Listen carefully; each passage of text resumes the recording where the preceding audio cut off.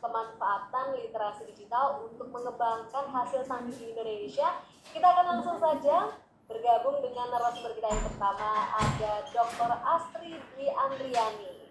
Beliau akan menjelaskan kepada kita semuanya tentang budaya digital, belajar literasi digital untuk mengembangkan hasil tani yang lebih baik.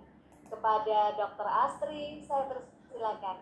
Oke, terima kasih banyak Mbak Luana. Mohon izin melakukan pemaparan ya. Bismillahirrahmanirrahim. Assalamualaikum warahmatullahi wabarakatuh. Salam hormat saya untuk Mbak Luana yang saat ini membuka acara ini dengan begitu manis gitu ya. Kemudian salam hormat saya juga untuk Pak Dr. Pitoyo. Salam hormat Pak Bang. Saya juniornya, saya juga dari Vkom Unpad, salam hormat ya dari junior juga. Mbak Sandra, mohon izin pemaparan duluan. Perkenalkan, nama saya Astri Dwi Andriani. Teman-teman semuanya bisa panggil saya Astri. Dalam kesempatan kali ini, mohon izin share screen. Saya akan memaparkan mengenai pilar budaya digital atau digital culture. Mohon izin Mbak Yohana, apakah sudah bisa terlihat dengan baik layarnya? Oh iya, sudah Ibu. Ya. Siap, terima kasih. Ya betul, terima kasih banyak. Salah satu pilar budaya yang akan kita bagikan hari ini adalah belajar literasi digital untuk pengembangan hasil tani yang lebih baik. Saya Astri Dwi Andriani, aktivitas sehari-hari sebagai akademisi dengan tugas tambahan sebagai dekan di Fakultas Ilmu Komunikasi Universitas Putra Indonesia, kota kecil kabupaten yang ada di Jawa Barat, di Kabupaten Cianjur. Kemudian juga saya aktif sebagai Media and Campaign Director Next Generation Indonesia. Next Generation Indonesia ini adalah NGO penggiat literasi media digital yang concern pada peratingan video game. Nah, kita tuh berkolaborasi dengan Kementerian Komunikasi dan Informatika untuk menciptakan masyarakat Indonesia bisa bermain video game sesuai dengan rentang usia. Nah, salah satu produknya adalah IGRS atau Indonesian Game Rating System. Jadi mudah-mudahan anak-anak yang ada di Indonesia tuh bisa bermain game sesuai dengan rentang usianya. Lalu juga pernah jadi narasumber di program Makin Cakap Digital tahun lalu. Bagi teman-teman yang aktif di media sosial, kita bisa follow-followan di Instagram @astrialbasri. Ya, pemaparan kali ini akan dimulai dengan sebuah pertanyaan. Kenapa sih kita tuh butuh banget program Makin Cakap Digital atau literasi, Gerakan Nasional Literasi Digital gitu ya. Seperti yang tadi disebutkan oleh Pak Samuel Abrijani Pangarepan bahwa indeks literasi media digital kita ada di angka 3,49 dari skala 1 sampai 5 gitu ya. Masih sedang gitu ya. Butuh peran gitu ya dari semua pihak termasuk kita untuk bisa meningkatkan. Karena apa? Karena saat ini sudah terasa gitu ya, wawasan kebangsaan mulai kabur gitu ya, karena menipisnya kesopanan dan kesantunan, berkurangnya toleransi pada perbedaan gitu ya, lalu menghilangnya budaya Indonesia, media digital jadi panggung budaya asing. Nah, apalagi 2 tahun yang lalu kita juga sempat dihebohkan gitu ya oleh survei yang dilakukan Microsoft bahwa katanya netizen Indonesia tuh berdasarkan indeks keadaban digital atau Digital Civility Index, masyarakat netizen Indonesia tuh paling tidak sopan atau paling tidak beradab se-Asia Tenggara. Nah, itu kan sayang banget teman-teman ya, berbanding terbalik dengan kebudayaan luhur Indonesia yang menjunjung ramah tamah gitu ya, toleransi terhadap keragaman dan lain sebagainya. Nah, justru itu butuh peran kita semua untuk bisa menghempas gitu ya stigma-stigma tersebut gitu ya, untuk bisa menampilkan netizen-netizen Indonesia yang lebih cakap digital gitu ya. Lalu selanjutnya, alasan kenapa sih budaya digital itu harus menjadi ruh gitu ya bagi kita semua dalam berinteraksi di dunia maya. Yang selanjutnya adalah minimnya pemahaman akan hak-hak digital dan kebebasan ekspresi yang kebablasan. Tentu saja ya, kita tuh bebas berekspresi di ruang digital, tapi tentu saja hak asasi kita di ruang digital tuh dibatasi oleh hak orang lain. Jadi kitanya harus saling menghormati dan menghargai. Menghilangnya batasan-batasan privasi dan pelanggaran hak cipta dan karya intelektual. Nah, nanti mungkin yang tentang hak ini bisa dijelaskan lebih lanjut oleh Cassandra ya.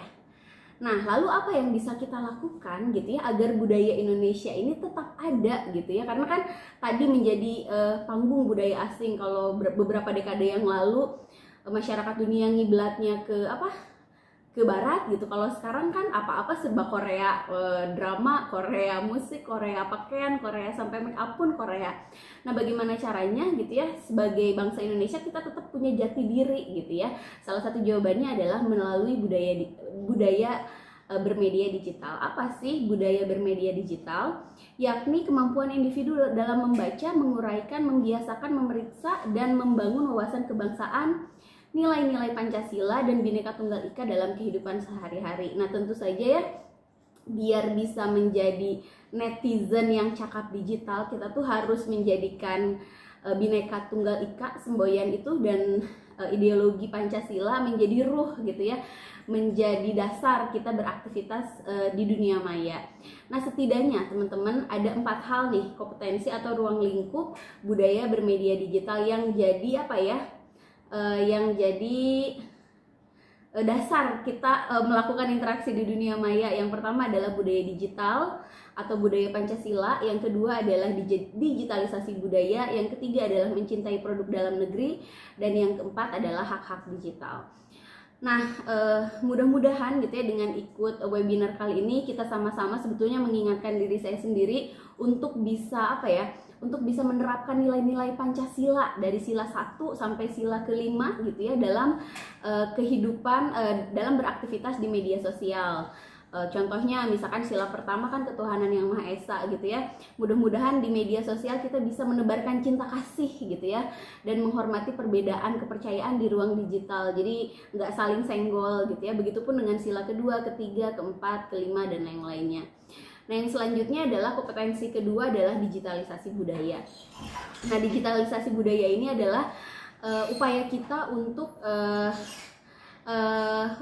mendokumentasikan kekayaan budaya kita melalui ruang-ruang virtual. Nah, salah satunya adalah aktivitas atau budaya kita dalam bidang pertanian. Nah, sebenarnya sudah apa ya, ada kabar baik gitu ya, bahwa pertanian kita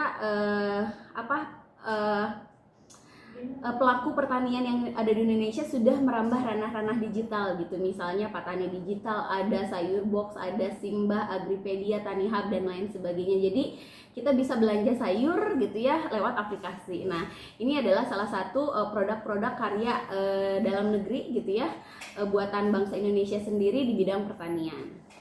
Selanjutnya tentu saja ya, kita juga kompetensi yang ketiga adalah cintai produk dalam negeri. Kalau bukan kita, siapa lagi yang mencintai produk dalam negeri? Dan kalau bukan sekarang, kapan lagi gitu ya? Apalagi nanti di tahun 2045 Indonesia digadang-gadang menjadi salah satu negara adidaya di dunia gitu ya, raksasa ekonomi gitu ya. Tepat 100 tahun Indonesia merdeka gitu ya. Salah satu yang bisa mendukung faktor mendukung hal tersebut kan adalah dari faktor perekonomian, salah satunya dari faktor pertanian. Nah, mudah-mudahan dengan cinta produk dalam negeri kita bisa mendukung gitu ya pertanian yang lingkup pertanian yang ada di Indonesia. Salah satunya misalkan mengutamakan dan bangga menggunakan produk dalam negeri, memberikan feedback positif gitu ya, turut mempromosikan, menjadi pelaku usaha, dan tidak mengkonsumsi berlebihan. Nah, salah satunya adalah platform Patani Digital ini. Ini termasuk yang keren sih, karena di platform ini mempertemukan antara petani gitu ya, kemudian konsumen langsung, restoran, dan lain sebagainya. Nah, peran kita di sini gitu ya, mudah-mudahan bisa mendukung dan mencintai produk dalam negeri, salah satunya di bidang pertanian. Selanjutnya adalah hak-hak digital yang terakhir, seperti yang disebutkan di awal gitu ya, bahwa kita tuh boleh nggak sih berekspresi bebas gitu ya di dunia digital? Boleh, asal asal tidak berlebihan dan menghormati hak-hak orang lain, karena ada hak, ada tanggung jawab. Nah, kita juga harus menjaga hak atau reputasi orang lain gitu ya, tidak menyebarkan hate speech atau ujaran kebencian, tidak body shaming, nggak cyberbullying gitu ya. Terus menjaga keamanan nasional, ketertiban masyarakat, atau kesehatan dan moral publik. Yang terakhir nih ya, think before posting. Think itu apa? Jadi kita harus berpikir dulu sebelum posting. Nah, ini juga think ini juga adalah singkatan gitu ya. T-nya itu adalah true gitu ya. Apakah postingan kita di media sosial atau di dunia maya itu betul nggak sih? Kalau betul boleh disebarkan. Tapi kalau misalkan kita masih ragu ini hoax atau bukan, mendingan jangan, klarifikasi dulu.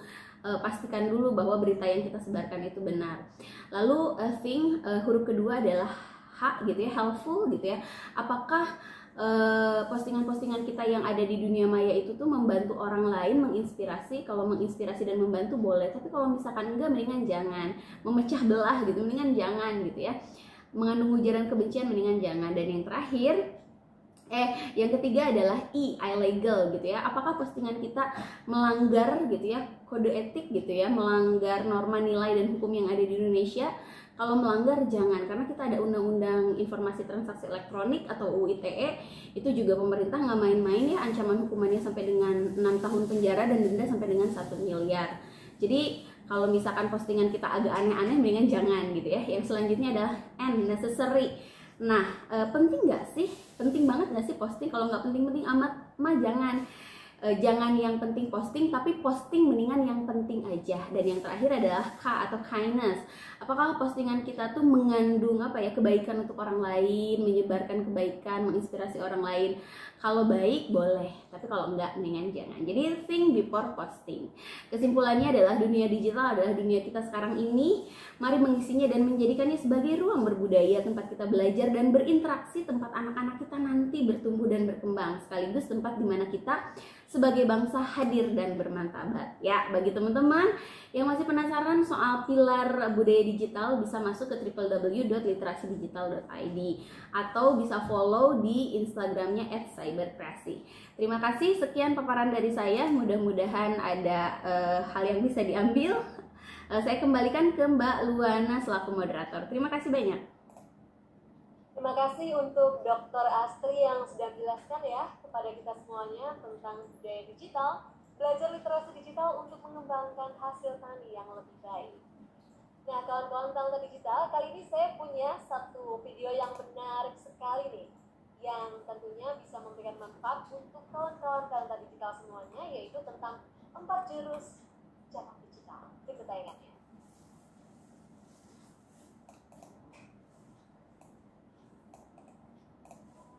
Kita tahu kalau tiap harinya di internet itu banyak masalah, dari adu mulut yang berujung